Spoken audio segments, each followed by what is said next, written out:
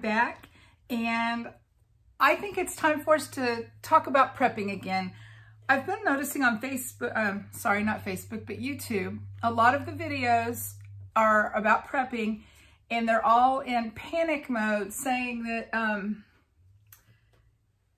you know, get all your prepping now, and that you see great big huge prepping hauls and beautiful big basements full of the perfect shelves full of beautiful food.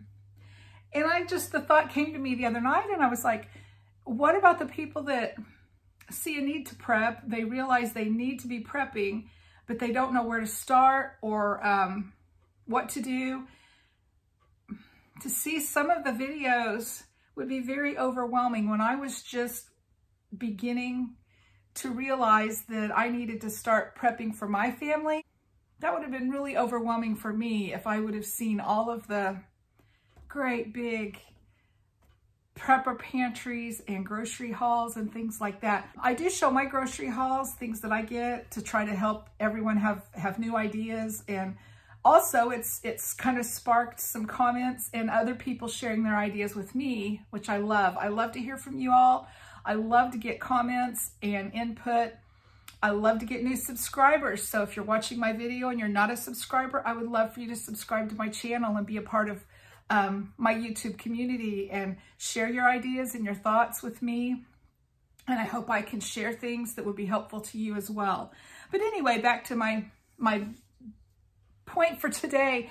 I want to talk to beginning preppers. I want to talk to those people. Like anyone is welcome to listen, of course, because you might have been busy prepping for 2 years and all of a sudden you might hear something I say that might spark a new idea for you. Because for me, when I love to watch the videos, because almost always I come away with a new idea because of something that someone showed on their video that I hadn't thought of yet.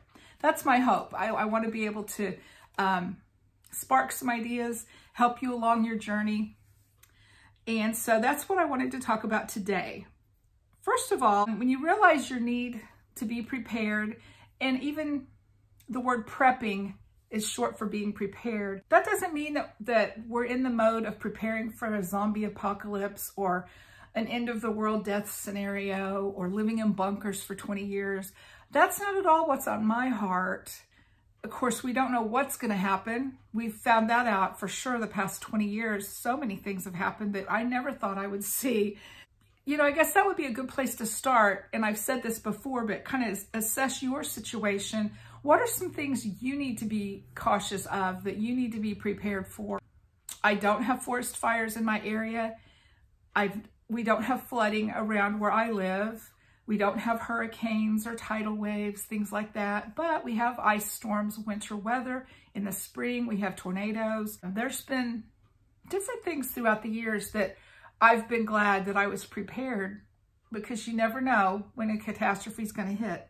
So that would be my caution for you. And even if you think you're in a good place and there's nothing to worry about, I would still recommend that you prepare.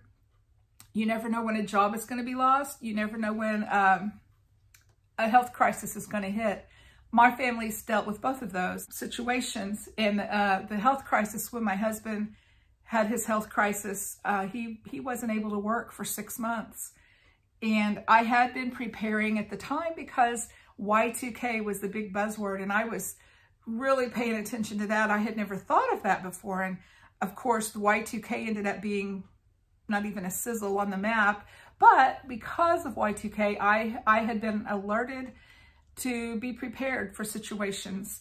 And I was so glad that I had prepared, because when he didn't work for so long, then, you know, we had groceries, we had things already that we needed to get through that winter. His first brain surgery was in December, second brain surgery was in January, and then he had to have 5 weeks of radiation. We had to drive 2 hours one way every day for 25 days for that.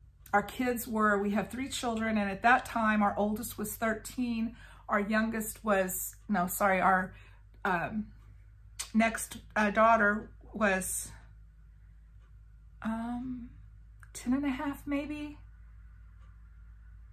I think she was 10 and a half, and then our youngest was 4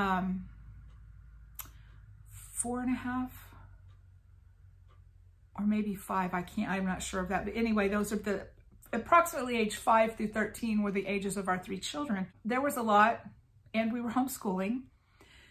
So that was a lot. And I was so glad that I had been prepared for what I was prepared for. Even if there's not a huge catastrophe in your life, just the everyday trials of losing a job, having a health crisis. Well, even with COVID, even the threat of COVID would prompt us to prepare, because if I get sick with it, I know I'm going to be out of commission for a couple of weeks. And my household for a couple of weeks means who's going to cook, who's going to do laundry. Of course, my daughter and my husband are perfectly capable of doing that, and they will do that. But how helpful would that be if I already had groceries in the house and things taken care of, to where it would be easy for them to step in and fulfill the things that I do for our family. So I guess that's just basically what I'm trying to say, and I'm talking and rambling to try to get my thoughts out. But I'm trying to encourage you to realize that no matter who you are, and no matter what your situation is in life, it can't hurt to be prepared. And the things we think about, of course, first off is food. But food isn't the only way to prepare. I want to encourage and make this point today as well. To survive, a human needs water. Is the number one need for survival would be water. So you need to make sure you do have a source of good, clean water, food, and shelter. Those are the 3 basic needs to survival. We have a house and we have water. So of course, then the next thing we think about is the food preparation. And that's what I want to talk about today. Also, for the new preppers out there, I wanted to say, start somewhere, wherever you are right now. If you're living in a small apartment or a small house or a big house with a big basement, you can prep. You can just do what you can do, and then that will be good. That will be better than nothing. We live in a small house and don't have a lot of extra space. So a lot of my prepping started with the flat Rubbermaid totes that will slide under a bed. That's how I started my prepping. Then I had a small closet that I was able to clear out, make some room for, and I went to that then. Now I have a spare bedroom that has a spare closet that I use for my prepping. I don't have a big basement. I don't have the big spacious shelves, you know, and I don't have as much accomplished as far as prepping as I would like. I would like to have a year's supply in my home at all times, and I know I probably don't have quite that, but start where you can start and grow from there, and that's fine. There are a lot of things going on in the world right now, and it would be great to run out and spend $2,000 at Sam's or Costco and get just every little thing you think you need, but that's not very practical, and most of us can't do that. I can't do that. So how I started is when I would go to the store, well, the first thing I want to say, first thing I would start with is I would have a meal. Get you a meal set aside that you don't need for your regular menu. Mine was spaghetti because it's so easy to prepare and it's easy to store. A jar of spaghetti sauce and a box of dry spaghetti noodles. And that's what I did. In fact, I always have spaghetti on hand because that's an easy meal for someone else to fix if I can't cook. I'm always prepared with a meal. So that's what I did. That was my first thing that I did, was spaghetti. Then every time I would go to the store to get groceries, I would pick up a jar of spaghetti sauce and a box of spaghetti. Until I had 3 or 4 of those, then I went to another meal, which was, I can't remember what I did at the time. It's been so long ago, but off the top of my head, I'm thinking tuna and macaroni and peas. If you put that together, a mac and cheese box, a can of tuna and a can of peas, when you combine those, you have a makeshift tuna noodle casserole. Might not be your favorite thing to eat, might not, you know, I get that. But it's protein, it's a vegetable, it's carbs. I would do that until I had, and that's inexpensive, a can of tuna, a box of macaroni and cheese, and a can of peas. I would do that till I had 3 or 4 of those in my tote under the bed. And then if you do that enough, before you know it, you've got 2 weeks worth of meals for dinner meals. You know, you've got spaghetti and you've got tuna noodle casserole. There's other things you could do, canned soup, ravioli, peanut butter, And as I went on and I tried to stay organized, I keep saying this, buy a notebook. This is my prepping notebook. Buy a notebook and write it down. When I first started, I didn't write things down. I was just grabbing a spaghetti sauce or grabbing tuna, and then ravioli was an easy item to grab and to store. It's inexpensive. It has a good source of protein. No, we don't eat canned ravioli on a regular basis, but hey, you know, it's a great meal to have if that's all you have. So that's how I started. And you could start that simply and get yourself on the road to prepping. When I would go buy groceries, then I would take note of my meals I was fixing on a regular basis. I think I determined early on that I would not prep using MREs or the bulk freeze-dried foods because I'm not used to cooking that way. I don't know what to do with a lot of the freeze-dried stuff. I just tried to look at meals that I normally fix and see if I can convert those to what I call a prepping meal. Is a meal that can easily be stored on a shelf and accessed easily and put together with little effort, because you don't know if you're going to have electricity. Well, when we've had ice storms, we lose electricity. When we've had a tornado that hit our house, we didn't have electricity for a while. We also didn't have cell phone. I always thought as long as I had my cell phone, I'm good to go. First thing that we lost was electricity, and the cell phone towers were down. That's another thing to think about when you're prepping. Think about your communication. But anyway, I was talking about prepping meals, and that's how I've accumulated my prepper pantry now, is meals that I normally would fix. I've tried to convert those into like a prepping meal, like chili, you know, as one meal that I make. And normally I use hamburger and onion and chili beans, tomato juice, the canned chili ready tomatoes. But for prepping, I realized I might not have ground beef. I might not have a freezer to keep my ground beef in. So when I prep a meal of chili, I plan 2 cans of black beans and 2 cans of chili beans, and so that takes the place of my hamburger. And it's good. My family likes it. It goes really well. So that's what I'm talking about. You take a meal that you normally would eat and you convert it to a prepping meal if you can. Some meals you can't, and those are the meals that you realize, you know, I can't prep for that.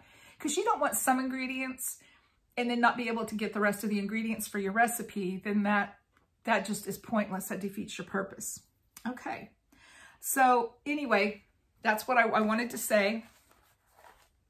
So the first thing you need to do, even before you start buying food, is to find space that you're going to use to store that food. Go from there. Also, I would encourage you to budget for it. Don't spend money prepping at the expense of not paying your bills and meeting your family's needs. The prepping should come from extra money that you have. You can still prep, you know, no matter what. So when you're shopping at the grocery store, when you buy one, pick up an extra one. If you're buying a jar of spaghetti sauce, buy 2. If you're buying ingredients for chili, pick up enough ingredients to make 2 pots of chili. And that way you've got one stored on your prepper shelf. That's how I started, is just buying one. Also, don't spend more money on prepping than you spend in real life for your real life needs. If you have extra room in your budget for prepping, that's great. If you don't, you might earn some extra money somehow for your prepping pantry. Or as you pay off debt, you could use that money to spend on your prepping. And I would encourage you to take inventory. Like I said, with your notebook, get you a notebook and keep an inventory of your prepping pantry. Keep things written down, and also rotate that stuff. Use every once in a while, like set a time, once a month, twice a month, whatever. Have a prepping meal off your prepping shelf. Cook it, eat it, get your family used to that. Also, that rotates your food. You use the oldest first, and then next time you go to the store, you replace what you've used off of your prepper shelf. That's also very important. It doesn't do any good to prep if you don't know what you've got, you don't know where it's at, and you don't have all the ingredients for everything that you need. That would be very frustrating, I think. I think those were things that I would go through. The points that I wrote down for prepping for beginners is to find space for your prepping items.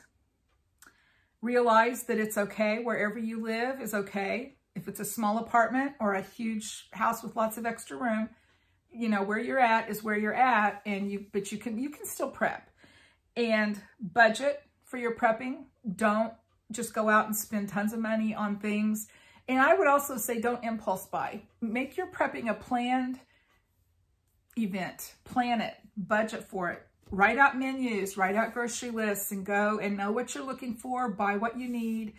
Of course, if you find anything extra that you think would be good, that's fine. But don't impulse buy when it comes to prepping. Be thoughtful of what you're doing and organized. Be very organized with how you buy your things for your prepper pantry. So those are some things I would recommend for beginners. I also would welcome questions if you are beginning, or even if you're a seasoned prepper and I've missed something. I would love to hear from you. I'd love to hear your ideas, because that's how I learn too. I love to learn from other people and their experiences. So I'm looking forward to hearing from you. Let me know if you have any questions or comments, and I will talk to you tomorrow. Thanks for listening. Bye-bye.